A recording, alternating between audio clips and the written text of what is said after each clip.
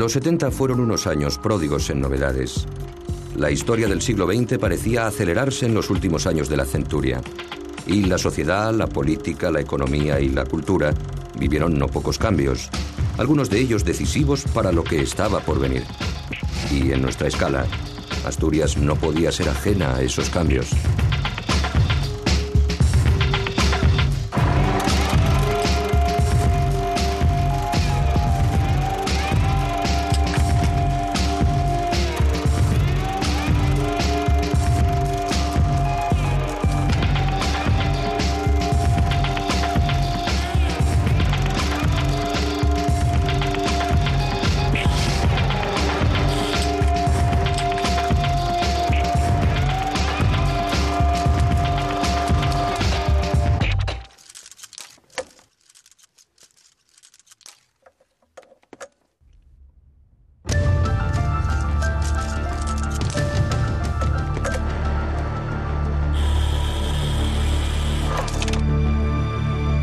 Uno de los bienes más apreciados de aquella sociedad, en toda España, sin duda por lo incierto de las fechas y el movimiento de viejos fantasmas aún demasiado presentes, era la seguridad ciudadana.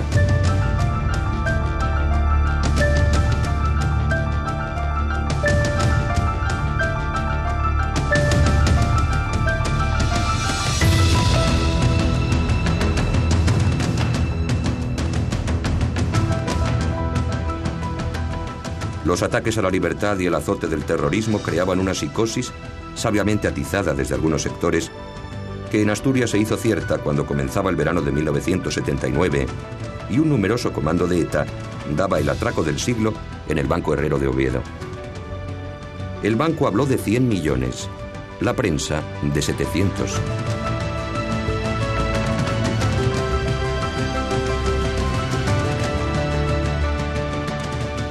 Vimos correr gente, otros que se arrimaban a los quintios de los portales para esconderse, porque se dieron cuenta y vimos unos 6 o 8 y detrás iba una chica de unos 18 a 20 años y doblaron por la calle de Rosal. Entonces ya desaparecieron de la vista. ¿Maletas o algo? Sí, por lo visto los que iban al principio llevaban una maleta o dos. No alcanzamos a ¿Iban nerviosos? ¿Notó que iban nerviosos? Sí, se veían. Y después iban unos chicos detrás que fueron los que empezaron a hacer los disparos, a tirar. Ya le digo, unos... ¿A los dos lados de la calle? Sí, a los dos. O sea, que pudo haber un... Claro, y esto se conoce que era para cubrirse, pero cualquiera que vieran en las ventanas o que se paraban a mirarlo, corrían el peligro que les tirara. Miedo? Ninguno, porque en fin, creíamos que estábamos con alguna seguridad.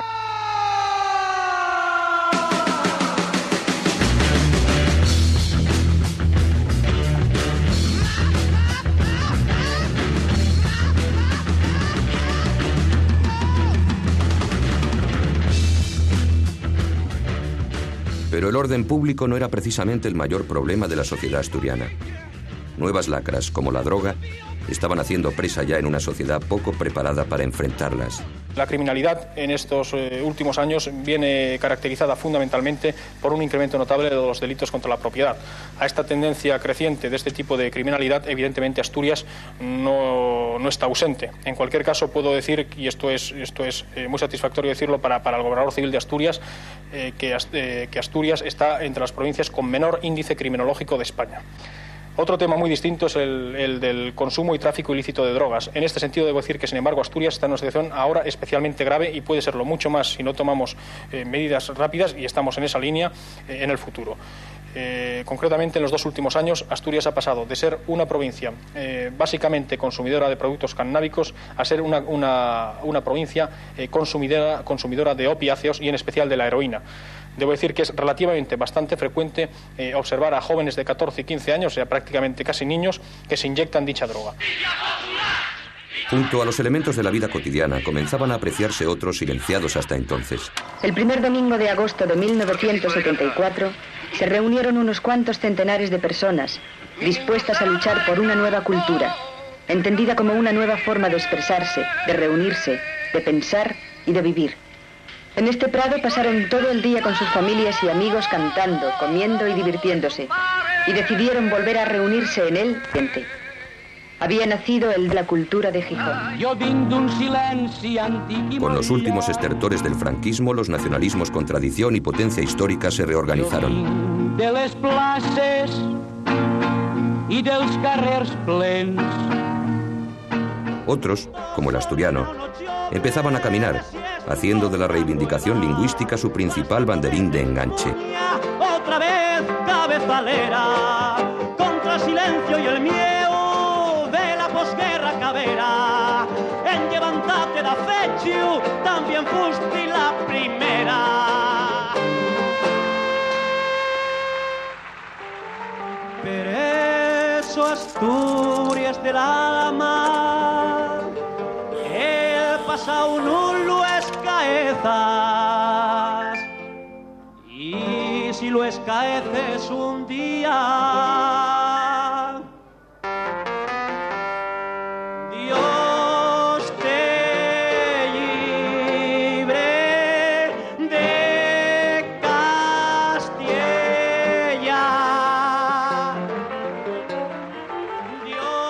Asociaciones como Concello Bable combativa desde su sección en la revista Asturias Semanal, y reivindicaciones como Bable en escueles poblaban ya calles y paredes en toda Asturias. La sociedad asturiana del momento se enfrentaba a dos posturas contrarias y no pocas veces enfrentadas.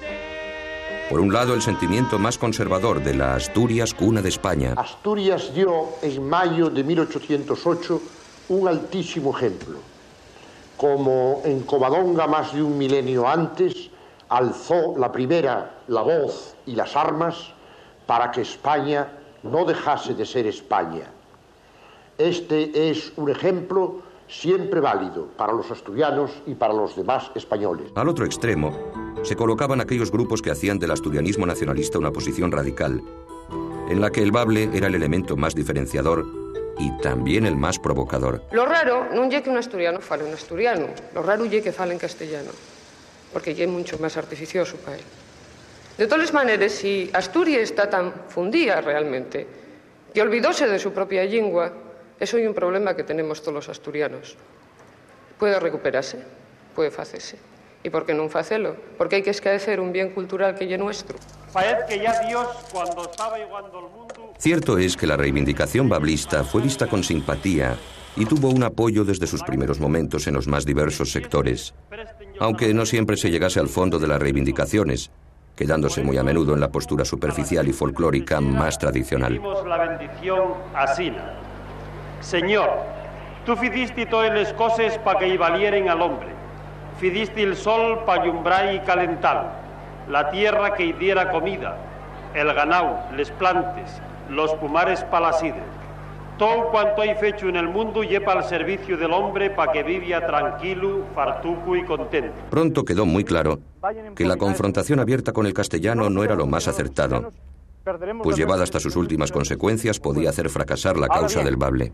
Nosotros cuando decimos que hay que conseguir una lengua asturiana, que los asturianos tenemos que conseguir una lengua propia nuestra, lo que decimos no que tengamos que olvidarnos, que escaecernos del castellano o del castellano. Esa lengua nosotros también tenemos que la conocer, pero de ninguna manera nosotros tenemos que, por saber bien el castellano, tenemos que olvidarnos de las cosas nuestras y potenciales con todas las consecuencias. La labor de difusión y la presencia del bable en los medios de comunicación aún sorprendía al inicio de los 80, pero era indispensable en esa táctica de avance lento y de confrontación blanda, en la que la penetración se hacía con evidentes e indispensables concesiones al castellano. El libro lo edita el Seminario de Lingua Asturiana y pone el número 2. ¿Cuáles son las actividades que lleva a cabo este seminario? Bueno, el seminario tiene varias actividades. Edita libros cuando tiene perras, como nos pasa a todo el mundo un poco. Y por otra parte, acordámonos todos de que hizo dos cursos, dos xornais de llaves con invitados importantes de fuera sobre el bable, tanto en el tema de investigación como en tema de creación, y que sacó ya, publicó los dos cursos de trabajos y que están en librerías en estos momentos. No sé, ¿te cuesta mucho trabajo expresarte en bable? No, cuesta menos expresarme casi en muchas partes, por lo menos de la lengua, en la morfología, etcétera, de lo que me cuesta en castellano, de verdad. Pero parece que como una cámara es una forma de imponer a las personas. Hace unos momentos hablabas más en castellano que en bable. Sí, bueno, el tema es que no es solo la cámara, es que a veces hay que cuidar un poco facelo, de modo que sea bable, pero que además que se entienda, ¿no? Entonces es un poco difícil, hay que andar amestando las cosas un poco. De 1975 a 1979 son rescatados viejos textos en asturiano y se inicia una nueva producción, bien de obras literarias, ensayos o de libros de enseñanza del asturiano. Se fue creando un sustrato literario y una producción estable que agrupaba ya a nuevos creadores. La poesía en bable tiene un futuro dentro de la lengua asturiana. Sí, mientras se mantenga la lengua asturiana. Y eso yo creo que depende sobre todo de que se hable cotidianamente en los pueblos. No sé hasta qué punto el intento actual de hacer un bable remocicado, un bable nuevo, puede cuajar si no tiene una obra literaria y si no se habla cotidianamente. Todo este proceso cristalizó el 15 de diciembre de 1980 con la creación de la Academia de la Llingua Asturiana. Tras años de reivindicación cada vez más próxima a diversas capas de la sociedad. Su primera labor, la normalización, se enfrentaba a la dispersión en un minifundio lingüístico tradicional y resistente a cualquier normativa, que los nuevos estudios no hacían más que descubrir para retraso de la labor uniformadora. Se puede considerar que la jabla llanisca es un bable más, una parte del bable, un bable distinto. De todas maneras, yo tengo un cierto temor siempre a la palabra bable, porque da la impresión de que efectivamente existió un bable del cual los demás dialectos emanaron como fluyendo los ríos de una fuente común, y no es así. La verdad es que los dialectos se formaron del latín sobre las lenguas originarias, influenciadas luego por la estructura de la lengua oficial latino-castellana. De modo que esta zona, por ejemplo, que corresponde a las tribus de los organomescos, que es una de las zonas más puras de la tribu organomesca, cuya latinización se encontró en Torrevega con una estela funeraria donde aparece dedicada a Acue, que la tierra te sea leve, y añade, de la tribu organomesca. Pero mayor era la oposición a la normalización entre importantes personajes de la cultura del momento, que hicieron oír su cualificada opinión contraria a esa labor. El bable, yo tengo dos bables, el bable de Lena y el bable de Colunga. No es el que se lleva, no es el que impone el movimiento regionalista, y no veo por qué van a imponerme un tercer bable, me basta con los míos. Sí. En cuanto al porvenir de ese bable, como el de los otros bables, depende de que surja Mistral. Cuando haya un Mistral, hablaremos. Mientras tanto, y no, da igual que traduzcamos al bable, a un bable contrahecho y violentado, sí, una literatura más o menos ideológica que no va a ninguna parte. Sí. O hay genio literario creador, o el bable se va al diablo. Lo cierto es que a partir de la creación de la Academia, la estabilización de una producción en asturiano no tuvo vuelta atrás.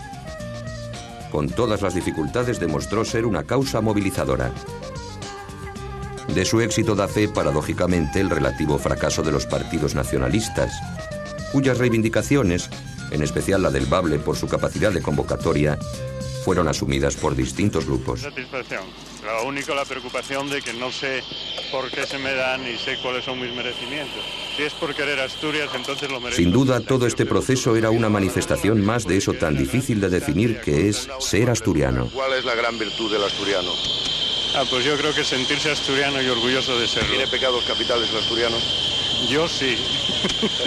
Y eso no hay, yo creo, ninguna alternativa. Es decir, que tan asturiano me siento hoy como me sentí cuando empecé a tener uso de razón. Asturiano hasta la médula. Sin los asturianos, España sería hoy todavía islámica, porque el islamismo llegó desde Covadonga hasta la India. Los asturianos, porque se habla de que Pelayo era un godo, sí lo era, pero quienes se sublevaron no fue la aristocracia goda, fueron los asturianos, las gentes que habían peleado con Roma, que habían peleado con los godos. Es maravilloso el gesto de los asturianos en la lucha con Roma. Prisioneros y crucificados cantaban himnos de victoria porque la muerte les liberaba de la esclavitud. El hecho, por ejemplo, de que Carlos V, de forma inesperada, en vez de arribar, en vez de atracar, de desembarcar en las costas de Santander, frente a Laredo, encuentra que por las corrientes, por los vientos, es llevado hacia la zona de Tazones. Entonces esto es un poco lo que se sabía. Cuando se hablaba de la época del siglo XVI, se sabía, la época en que Carlos V llega por equivocación a Asturias, y de ahí unos relatos que de repente Asturias aparece en el plano no ya nacional, sino internacional, europeo. Pero se sabía poco de una tierra fragosa, de unos habitantes que tenían quizá costumbres un poco diferentes, etcétera. Pues bien, yo diría que aquí tiene el interés máximo, a mi entender, aparte de la dificultad, yo querría también señalar esto, el interés máximo de encontrarnos ante una región en la que se puede hacer historia de él, de un pueblo que no tiene gran historia. Ese es el ideal de Unamuno. Es decir, los pueblos que no tienen historia son pueblos felices, decía Unamuno, ¿no? Porque los pueblos que tienen historia son esos pueblos de tanto batallar que realmente están abrumados. Había quien mentaba la pura cepa. Mi nombre es Wenceslao Roces Suárez, asturiano, yo creo que de cepa bastante pura, nacido en un pueblecito del concejo de Sobrescobio, Soto de Agues, criado en Gijón. Hice en esta villa marina mis primeros estudios, allí cursé el bachillerato, hice la carrera en la Universidad de Oviedo, y esas son mis raíces asturianas. Para algunos, algo ventajoso. El temperamento de los asturianos, somos hombres introvertidos, taciturnos, pero yo concretaría mi concepto de los asturianos en una frase de Ortega y Gasset cuando habló de los asturianos, los de la mente clara. Y creo que esa es la principal característica de la gente de este lugar. Había quien opinaba que los asturianos eran intransitivos. Podría repetir que ya en el año 32, ese gran observador de la vida nacional, que era don José Ortega y Gasset, en una conferencia en el Teatro Campomor, al llamar a los asturianos hombres o calificar a los asturianos como hombres de mente clara, les pedía que se proyectasen hacia el exterior y los acusaba a Asturias y a los asturianos de estar encerrados en sí mismos. La Asturias intransitiva, la Asturias que no salía hacia afuera. Eso es cierto. El asturiano está tan contento en su tierra que no intenta proyectarse hacia el exterior. Y para otros ser asturiano era un orgullo quijotesco. Pues para mí siempre ha significado y sigue significando mucho la asturianidad, de la que presumo en cantidades industriales, y es un orgullo para mí el haber nacido en Asturias. Solamente que también algunas veces pienso que somos demasiado altruistas. Incluso preclaros políticos como Alfonso Guerra ubicaban en Asturias y en los asturianos la sapiencia del socialismo español. Yo creo que en Asturias la concepción de la gente, del pueblo asturiano pegada a su tierra, y tal vez porque tener una concreción muy hecha alrededor de la minería ha sido durante muchos años una polaridad muy fácil para los asturianos. Esto ha hecho que el socialismo en Asturias sea un socialismo de corazón, sea un socialismo muy sentimental, terriblemente sentimental. ¿Qué es lo que ocurrió durante la dictadura? Pues que allí donde había un foco de antiguos socialistas, se mantuvo como en un fanal, se mantuvo la hoguera del socialismo, que dio lugar a que durante 40 años eso pudiera después reverdecer. Si en el sur está la cabeza del socialismo actual español, probablemente en Asturias está el corazón del socialismo español. Tampoco faltaba quien, como el escultor Sebastián Miranda, tan grandón, es decir, tan asturiano, se confesaba desde Madrid muy limitado por el clima y la geografía regional. Realmente he de hacer una confesión. Me gusta el sol, me gusta la luz, me gusta el buen tiempo. Y allí en Asturias siempre está mal, o casi siempre. Aunque siempre que llego allí, lo primero que me dicen es que hay una sequía verdaderamente terrible y un sol tremendo. Y al día siguiente de llegar cae una granizada verdaderamente terrible. Si Pelayo no hubiera vencido en Covadonga y los musulmanes hubieran conquistado entera la península, seríamos hoy una piltrafa del Islam. Me llama al teléfono, don Claudio. Hola. Hay una canción que sabemos todos, para terminar, porque creo que está esperando en los autobuses y todo esto para llevar por ahí a nuestros pueblos. Vamos a cantar todos juntos el Asturias Patria Querida.